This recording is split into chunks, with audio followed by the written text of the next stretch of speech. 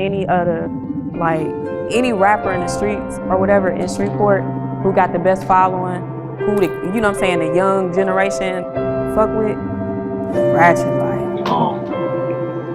How do you feel his loss affected the city? Oh man, it definitely affected the city real bad. You know what I'm saying? People was out of the mood for everything. Nobody wanted to rap no more. Like people I know personally that were close to him, they were like, nah, I ain't doing music no more. Like that. Then you know he got kids, his old lady.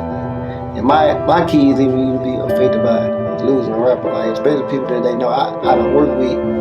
And then, you know, something tragic happened, and like I just explained to my kids that, hey man, y'all, you know, your favorite rapper that was just over here,